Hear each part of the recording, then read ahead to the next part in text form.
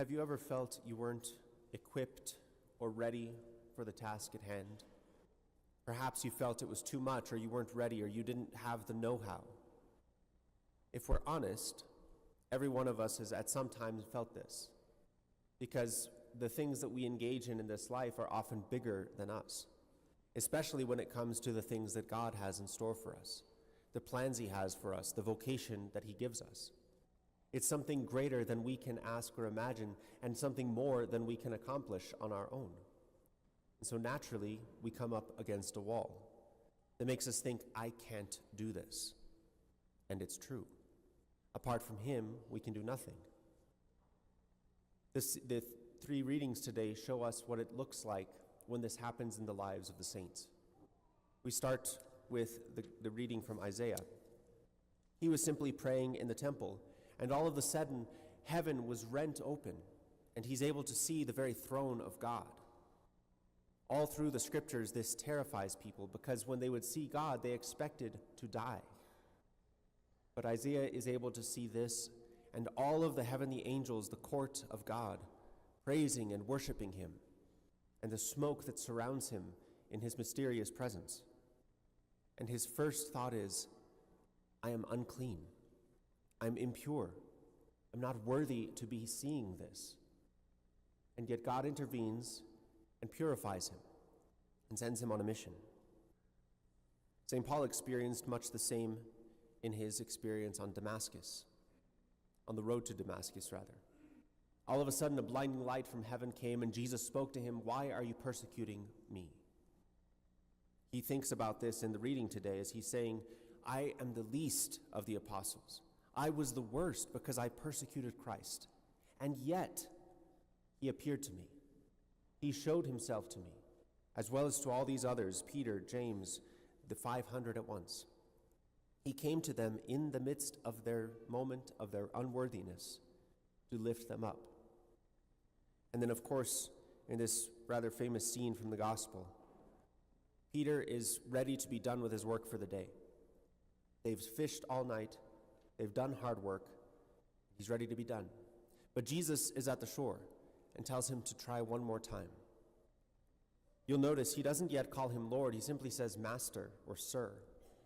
And I can almost hear a bit of annoyance in his voice. We've been at this all night long, and you want us to do it again.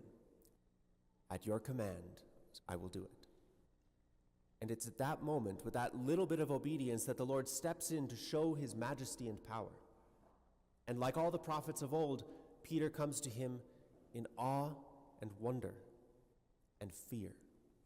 And he says, I am not worthy. Depart from me. I am impure. I am unclean. I am sinful. Depart from me, Lord.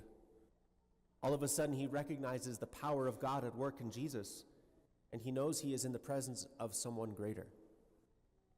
All of these stories, all of the prophets, all of the saints have something similar in their lives. That the Lord comes to meet them in the very moment they find themselves, in the very different situations of their lives. And he comes to them sometimes as a still small voice, sometimes with great wonder and power. But over and over, the pattern remains the same. Those to whom he comes recognize, I am not worthy, I am small, I am sinful. And yet, God lifts them up from that. They have a fear, because it is a dreadful thing to fall into the hands of the living God. And yet they are able, by God's grace, to stay alive and to be with him. Of course, the story doesn't even stop there.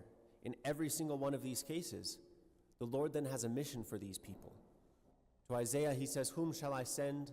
And Isaiah says, here I am, send me. Paul, after he had recovered from his blindness, went for 3 years to prepare, to study, to pray, to learn. And then he became the apostle, writing most of the New Testament, founding churches all over the world. And then, of course, Peter. After this, he went on to become the head of the apostolic band. And he is the first pope, the one to whom we look even in our present Holy Father. All of these people were sinful, impure, unclean, unworthy people.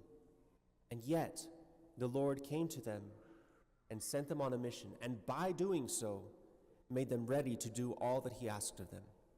He gave them the grace, he gave them the spiritual equipment, if you will, to carry out what he expected of them. He never went without them. He went with them. They were never on their own because he went with them. We even see the same in the life of Our Lady. Of course, God had already made her worthy and perfect. But when the angel comes to her, he even tells her, "Be not afraid." And she has questions, she has these ponderances. But by the end, she too is answering in the same way, "Here I am. Be it done to me according to thy word." And she goes to serve Elizabeth. She goes on as the mother of God to accomplish all that God had done for her and asked of her. It should be clear at this point that the same happens for every single one of us. Perhaps if we were baptized as children, God came to us when we couldn't even remember it, but he has been with us since, and he continues to call us, continues to be with us. Of course, in the Word and at Mass, when we come into his presence, perhaps with not enough fear. But he comes to us in our regular prayer, through the word of a coworker, through a daily annoyance when we feel overwhelmed with our work. He comes to us, and he says, "I am the one sending you. Rely not on your strength, rely on me. Come to me, trust in me." He's always sending us, because there are always people that need to know him, always people that need to come to him. And perhaps we are the vessels, the mouthpieces of the Lord, who are sent from here every single Mass when I say, "Go forth to tell others this good news. Go forth to bring others to Christ." That, even for me as a priest, is impossible on my own. I cannot convert a single soul, but God may choose through me to bring many to him. And the same is true for all of you. You don't have to be a priest or a religious to do these things. Of course, we have our particular role in the church, but every single one of us is called to be a saint. Every single one of us, in recognizing our unworthiness, our sinfulness, is by that fact graced by God to rely on him. And when you feel that weight, spiritual or physical, maybe you have some sickness or a bad relationship, all of those are instances when God is saying, "Trust me, come to me and let me work through you." Every single one of those instances, as with these saints, as with the saints of all time, is a moment when God is saying, "I want to come into the world again through you, through your heart, through your hands, through your words." But it's up to us to let him. Our Lady could have said no. Peter could have got back in the boat and gone to the other side. Isaiah could have simply said, "I am not up to this, I'm still impure." But they chose to allow that moment to transform them. They chose to say yes. They chose by the grace of God to continue to follow. And in fact, not only Peter here, but Andrew, James, and John left everything and followed him.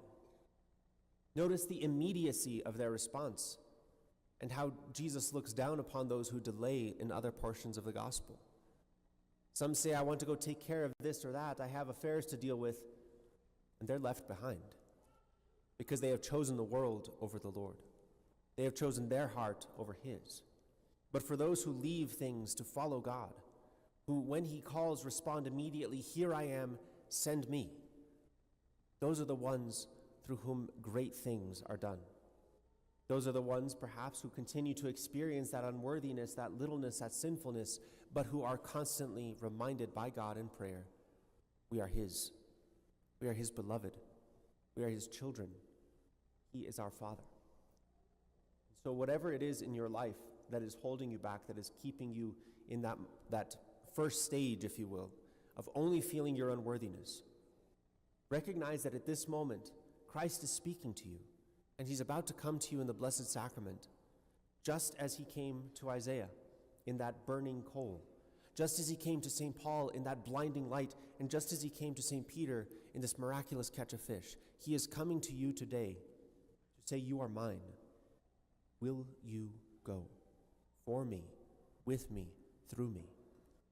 My prayer is that every single one of you today will say with these saints, "Here I am, Lord. send me.